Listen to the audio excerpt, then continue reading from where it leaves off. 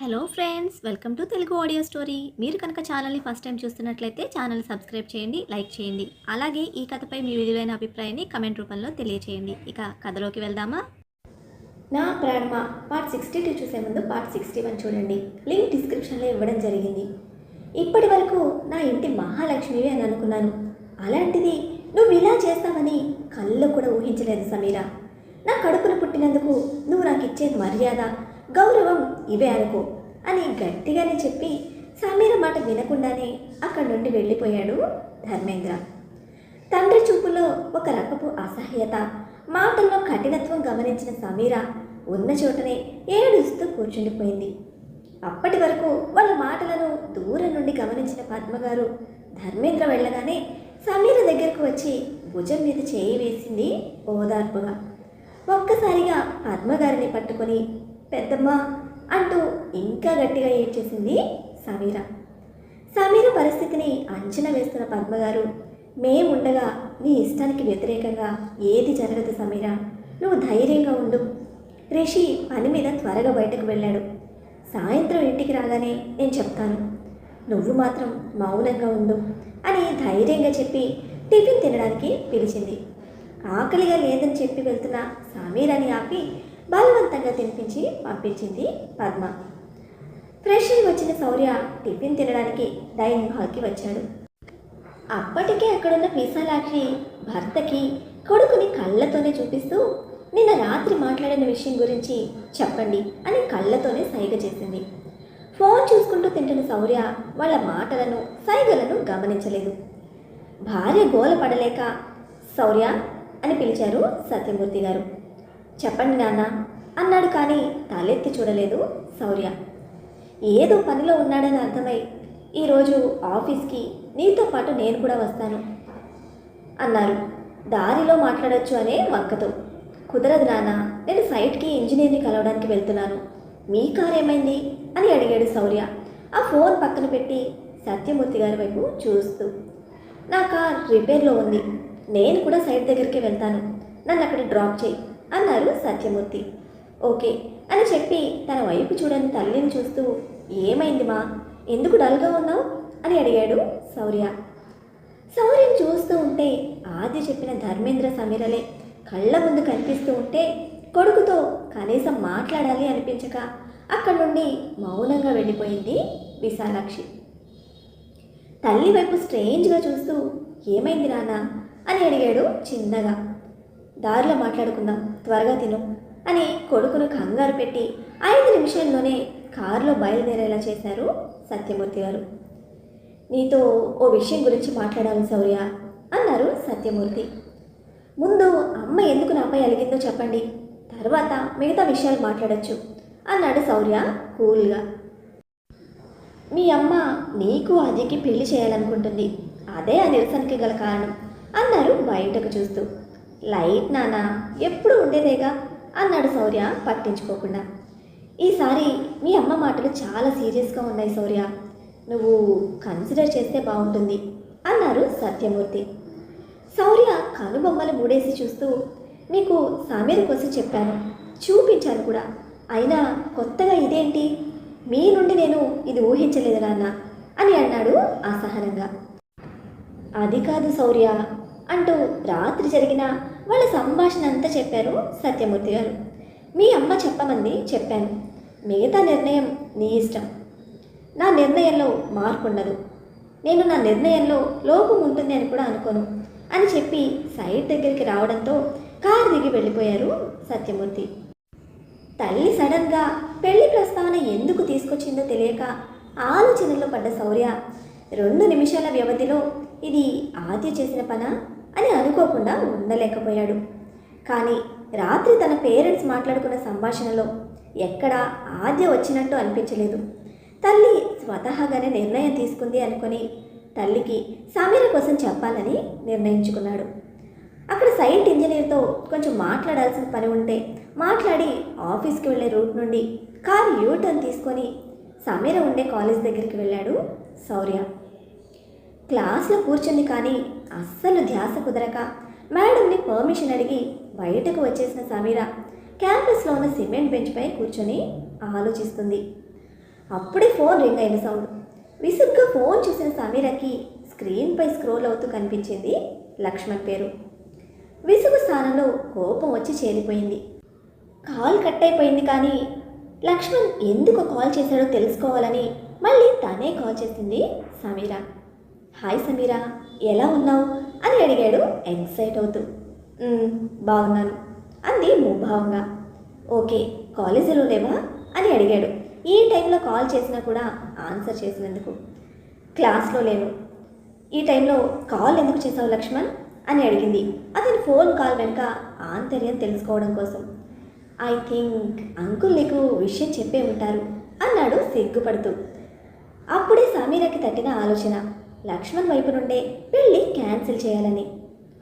చెప్పారు. ఎప్పుడు కలుద్దాం అని అడిగింది సమీర. నీ ఇష్టం సమీర అన్నాడు లక్ష్మణ్ ముచ్చట పడిపోతూ. ఫ్యామిలీ ఫ్రెండ్ అయిన సమీర అంటే లక్ష్మణ్కి చిన్నప్పటి నుండి క్రష్ ఫీలింగ్ అయితే ఉండేది. వయసు పెరిగే కొద్దీ లక్ష్మణ్ ఎప్పుడు సమీరకి క్లోజ్ అవుదామని చూసినా సమీర అది ఫ్రెండ్షిప్ అనే బోర్డర్ దగ్గరే ఆపేసేది. తనకి మెడిసిన్ కంప్లీట్ అయ్యాక తన పేరెంట్స్తో సమీరని ఇష్టపడుతున్నట్లు చెప్పి పెళ్లి గురించి ధర్మేంద్ర అంకుల్తో మాట్లాడమని చెప్పేవాడు. కొడుకు ఇష్టాన్ని కాదనలేకపోయారు లక్ష్మణ్ తల్లిదండ్రులు. దానికి కారణం సమీర అందం మరియు సమీర వెనుకున్న ఆస్తి. ఒక్కతే కూతురు కాబట్టి ఆ ఆస్తంతా తమకే చెందుతుంది అన్న ఆనందంతో కొడుకు చెప్పినట్టే వెళ్ళి ధర్మేంద్ర గారితో మాట్లాడారు. లక్ష్మణ్ కుటుంబం వెల్ సెటిల్డ్ ఫ్యామిలీనే అయినా తమతో పోలిస్తే తక్కువే. అన్నిటినీ అంచనా వేసిన ధర్మేంద్ర గారు నాతో మీరు సరితూగలేరని చెప్పి సంబంధం క్యాన్సిల్ చేశారు అప్పట్లో. కానీ ఇప్పుడు ఆయనే పిలిచి మరీ పిల్లనిస్తాను అంటే లక్ష్మణ్ దేహం భూమి మీద, ఆత్మ ఆకాశంలో తేలుతూ ఉంది సంతోషంతో. అదేంటి నా ఇష్టం, నువ్వు కాన్పూర్లో ఉంటావు కదా, నువ్వెప్పుడు వస్తే అప్పుడే కలుద్దాం అంది సమీర. లేదు సమీర, నేను చెన్నైకి వచ్చాను. అంకుల్ ఎప్పుడైతే నీతో పెళ్లి కోసం చెప్పారో వెంటనే స్టార్ట్ అయ్యాను అన్నాడు సంబరపడిపోతూ. లక్ష్మణ్ మాటలో ఎక్సైట్మెంట్ తట్టుకోలేని సమీర, సరే అయితే ఈరోజు సాయంత్రం లొకేషన్ షేర్ చేస్తాను, అక్కడికి వచ్చి కలువు నన్ను అని విసుగ్గా చెప్పి కాల్ కట్ చేసేసింది. లక్ష్మణ్తో ఏమని చెప్పి సంబంధం క్యాన్సిల్ చేయాలా అని ఆలోచిస్తున్న సమీరకి తన వైపు వస్తూ కనిపించాడు శౌర్య. శౌర్యని చూస్తూ ఉంటే ఉదయం తండ్రన్న మాటలన్నీ ఒక్కొక్కటిగా గుర్తొచ్చేసరికి కళ్ళల్లో మళ్ళీ నీళ్లు తిరిగాయి. పరుగున వెళ్ళి శౌర్యని హత్తుకొని గట్టిగా ఏడ్చేసింది సమీర. అంత స్పీడ్గా వచ్చి హత్తుకునేసరికి గ్రిప్ మిస్ అయిన శౌర్య ఒక్క అడుగులో నిలదొక్కుని ఆగి సమీర నడుము చుట్టూ చేతులేసి హత్తుకుంటూ ఏమైందే అని అడిగాడు.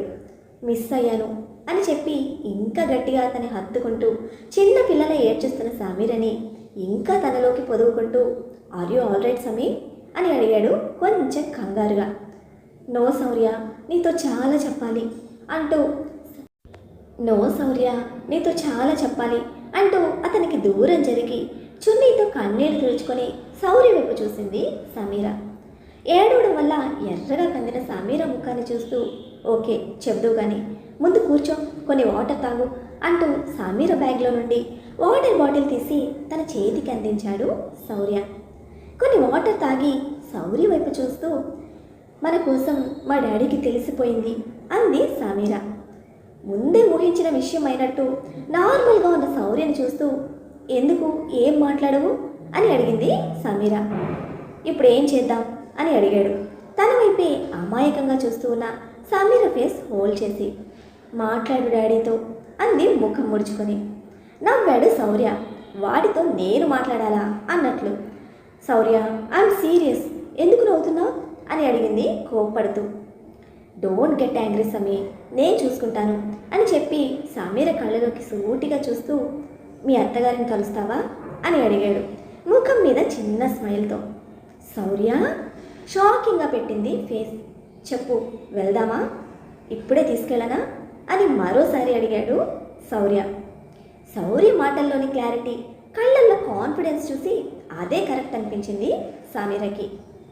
శౌర్య చేతిలో చేయి వేసి పట్టుకుని ఐ ట్రస్ట్ యూ శౌర్య, వెళ్దాం పద అంది సమీర చిన్న నవ్వుతో. సమీర చేతిని ఇంకొంచెం గట్టిగా హోల్డ్ చేసి కారు దగ్గరకు తీసుకువెళ్ళిన శౌర్య నేరుగా కార్ని ఇంటివైపు పోనిచ్చాడు. శౌర్య పక్కనున్నాడన్న ధైర్యంతో సగం దూరం వరకు ధైర్యంగానే ఉన్న సమీరకి సడన్గా వెన్నులో వణుకు పుట్టింది. శౌర్య తల్లిని గుర్తు చేసుకొని తల తిప్పి శౌర్య వైపు భయంగా చూసింది సమీర. ఆమె కళ్ళల్లో టెన్షన్ చూసి ఎందుకు నర్వస్ అవుతున్నావు అని అడిగాడు శౌర్య. మీ అమ్మ ఏమంటారో శౌర్య అంది సమీర. నీ పక్కన నేనుంటాను, ఇంకెందుకు భయం అని అడిగాడు శౌర్య కూల్ వాయిస్తో. అతని మాటలు భరోసానిస్తూ ఉంటే భయం మరిచి కాబోయే అత్తగారితో ఎలా మాట్లాడాలి అని ఆలోచిస్తోంది సమీర. కొన్ని నిమిషాల వ్యవధిలోనే ఇంటికి చేరుకోవడం, ఆఫీస్కి వెళ్దామనుకున్న ఆద్య ఇంట్లోకి అడుగు పెడుతున్న సమీరలను చూసి అక్కడే ఆగిపోవడం, హాల్లో లేని తల్లి కోసం అమ్మా అని గట్టిగా శౌర్య పిలవడం ఒకటేసారి జరిగిపోయాయి. తమ గదిలో ఉన్న విశాలాక్షి కొడుకు గొంతు విని బయటకు వచ్చింది. కొడుకు పక్కనే ఉన్న సమీరను చూసి ఎవరో తెలియకపోయినా ఒక్క క్షణం పాటు ఆమె అందానికి మంత్రముగ్ధురాలైంది.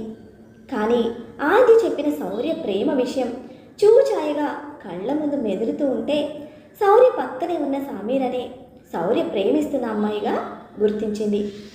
పైగా ఇప్పటి వరకు ఎప్పుడు కూడా శౌర్య ఒక అమ్మాయిని తన పక్కన నిలబెట్టింది లేదు, అందులోనూ అంత క్లోజ్గా ఆమె చేతిని గట్టిగా పట్టుకొని.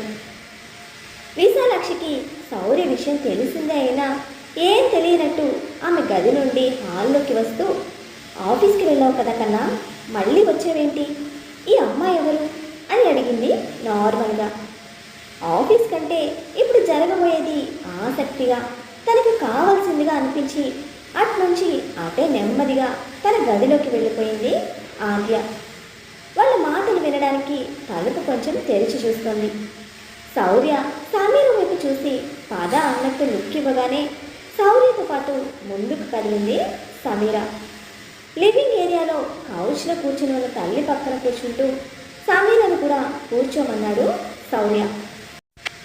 సమీర బిడియ పడుతూ కూర్చోబోతుంటే కంటి చూపుతోనే ఆపేసింది విశాలాక్షి. అది గమనించిన శౌర్య కూర్చోమన్నానా అని గట్టిగా అనేసరికి ఆమె వైపు చూడకుండానే శౌర్య పక్కన కూర్చుంది సమీర. మరోసారి అడిగింది విశాలాక్షి, ఎవరి అమ్మాయి అని. నీ కాబోయే కోడలు అని ఒక్క మాటలో సింపుల్గా చెప్పి ఒకటేసారి తల్లి కోపానికి ప్రేయసి ప్రేమకి కారణమయ్యాడు శౌర్య. ప్రేమించి మోసం చేసి వదిలేస్తున్న ఈ రోజుల్లో అంతటి ప్రేమను పరిచయం చేసి ఏ మాత్రం తొలగకుండా తన ఇష్టాలను అధికారికంగా చెప్తున్న శౌర్య అంటే అభిమానం ఒక మెట్టు పెరిగింది సమీరలో. ఆది చెప్పిన శౌర్య ప్రేమ కథకి ఇప్పుడు శౌర్యని ఆజ్యం పోసినట్టు కోపం పొంగుకొచ్చింది ఆమెకి.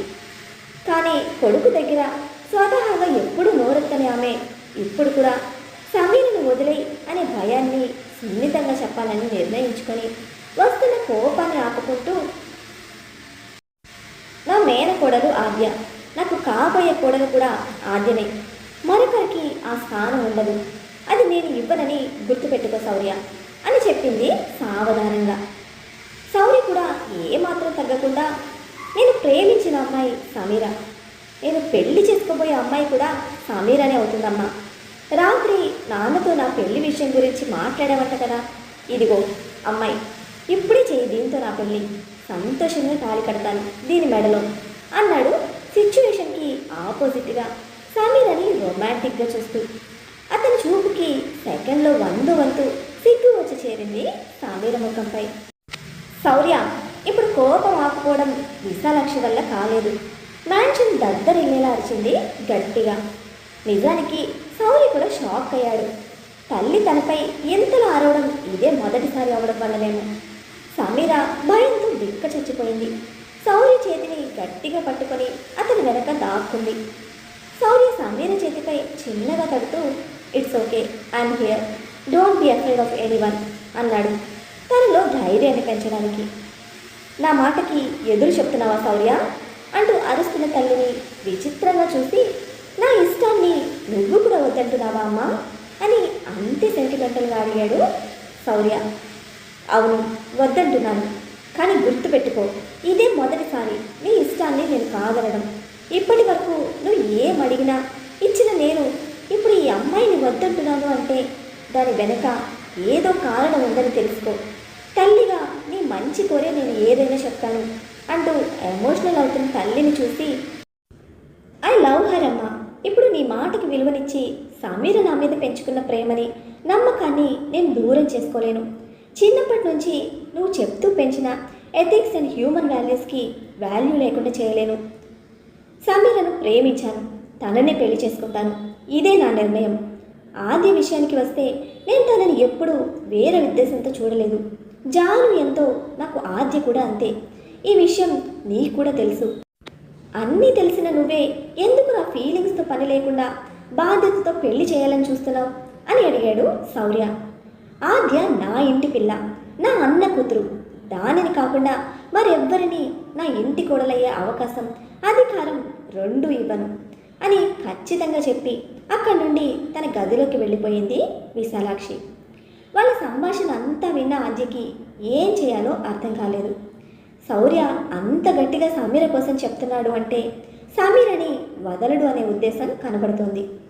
ఒకవేళ అలా జరిగితే చిన్నప్పటి నుండి శౌర్యపై తాను పెంచుకున్న ప్రేమ, ఈ ఇంట్లో మహారాణిగా తిరగాలన్న తన కోరిక రెండు జరగవని అర్థమై గట్టిగా ఏదో ఒకటి ప్లాన్ చేసి శౌర్యని సమీరని శాశ్వతంగా దూరం చేయాలి అని అనుకుంది.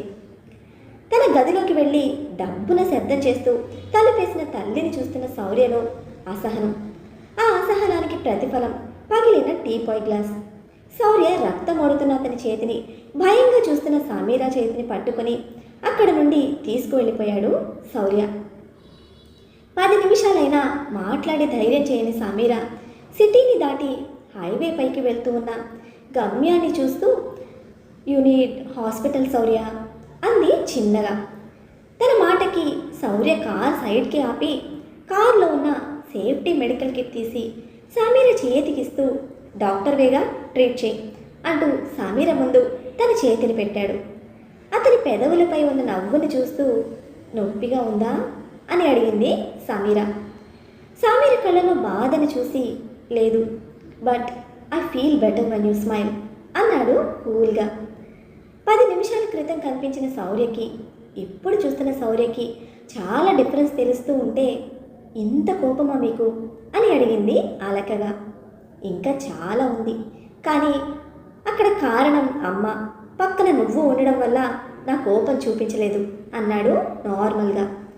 కోపం వస్తే మనుషులపైన చూపించండి, మిమ్మల్ని మీరు హామ్ చేసుకోవద్దు అని కళ్ళల్లో నీళ్లతో చెప్పింది సమీర.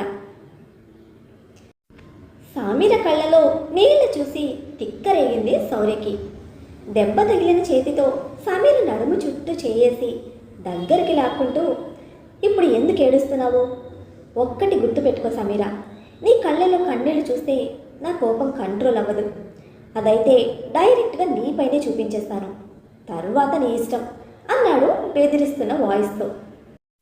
అతని వార్నింగ్కి అతి కష్టం మీద ఏడు పాపుకుంటూ, ఇప్పుడు ఏం చేద్దాం అని అడిగింది అమాయకంగా.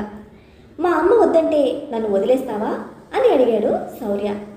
ఏం మాట్లాడకుండా మౌనంగా తలదించుకున్న సమీరను చూసి కోపం ఇంకొంచెం ఎక్కువై నడుముపై ఉన్న చేతిని గట్టిగా ప్రెస్ చేయగానే ఆమ్ అంటూ అరుస్తూ శౌర్య వైపు కోపంగా చూసింది సమీర. ఏంటి ఆ లుక్స్, ఇప్పుడు నేను నీకు భయపడాలా అని వెటకారంగా అడిగాడు శౌర్య. నువ్వు నాకు భయపడే రోజు ఒకటి ఉంటుందని నేను అనుకోనులే.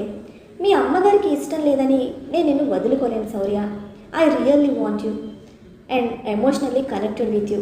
ప్లీజ్ ఏదో ఒకటి చేసి మన పెళ్ళి జరిగేలా చూడు అంటూ తన సీట్ నుండి శౌర్య వడిలోకి వెళ్ళి కూర్చొని అతన్ని గట్టిగా హత్తుకుంది సమీర. హే తింగరి, నువ్వు ఎంతలా చెప్పాలా? నువ్వు చెప్పకపోయినా నేను అదే చేస్తాను. నువ్వు కంగారు పడి నన్ను కంగారు పెట్టుకు. మీ నాన్న సంగతి నేను చూసుకుంటానులే అని అభయం ఇస్తూ తిరిగి తను కూడా సమీరను గట్టిగా హత్తుకున్నాడు శౌర్య. ఆ హగ్కి మెల్ట్ అవుతూ శౌర్య మెడలో ముఖం దాచుకొని అక్కడ చిన్న పెక్కిచ్చింది సమీర. ఓయ్ మెంటల్, అది మీ ఆడాలకి కాదు, మా మగాళ్ళకి కూడా వీక్ పాయింట్. ఇప్పుడు కనుక నువ్వు దూరం జరగకపోతే చాలా చూడాల్సి వస్తుంది అని చెవి దగ్గర చిన్నగా చెప్పాడు శౌర్య. శౌర్య నుంచి వచ్చి ఆ హస్కీ వాయిస్కి సిగ్గుతో తలదించేసింది సమీర. చెప్పడం అయితే చెప్పాడు, కానీ సమీర దూరం జరుగుతూ ఉంటే తన నడుమును చుట్టేసి ఏంటి అన్నట్టు చూస్తున్న సమీరతో ఐ వింక్ చేస్తూ నాకు పెయిన్ కిల్లర్ కావాలి అంటున్న శౌర్యతో, అయ్యో సారీ శౌర్య, ప్రెజెంట్ నా దగ్గర లేదు, ఏదైనా ఫార్మసీకి వెళ్దాం పదా అంది సమీర. సమీర మెడ వెనక్కి చేయి పోనిస్తూ, ఈ దద్ది బ్రెయిన్తో మెడిసిన్ ఎలా చేస్తున్నావే అని తన ఊపిరి ఆగేంత దగ్గరగా ఉన్న సమీర లిప్స్పై తన టంగ్తో సున్నాన చుడుతూ, నాకు కావాల్సింది ఈ పెయిన్ కిల్లర్ అంటూ విస్పర్ చేసిన శౌర్య టోన్కి ఎప్పుడో నోరు తెరిచేసి ట్రాన్స్లోకి వెళ్ళిపోయిన సమీర కళ్ళు మూసుకునే ఉండిపోతే తన ఫీలింగ్స్ని అర్థం చేసుకున్న శౌర్య పక్క సీట్లోకి సమీరని చేర్చి సీట్ కంప్లీట్గా వెనక్కి బెండ్ చేసి సమీర వాళ్ళ మీద వాలిపోయి ఆమె ముద్దుతో తన మనసులోని భారాన్ని బాధని పోగొట్టుకునే పనిలో పడ్డాడు. మరి లక్ష్మణ్ సైడ్ నుంచి ప్రాబ్లం సాల్వ్ చేయాలని ఆలోచిస్తున్న సమీర ఆలోచన సక్సెస్ అవుతుందా? ఇప్పుడు ఆద్య విశాలాక్షి శౌర్య విషయంలో ఏం చేయబోతున్నారు? జాను లవ్ మ్యాటర్ కూడా విశాలాక్షి తెలుసుకోనుందా? తెలిస్తే ఆమె రియాక్షన్ ఏమిటి? రెండు జంటల లవ్ స్టోరీస్ ఎలా టర్న్ అవుతుందో తెలుసుకోవాలంటే నెక్స్ట్ ఎపిసోడ్స్ని ఫాలో అవ్వండి. అలానే ఈ ఎపిసోడ్ని లైక్ చేయడం మాత్రం మర్చిపోకండి. Bye friends.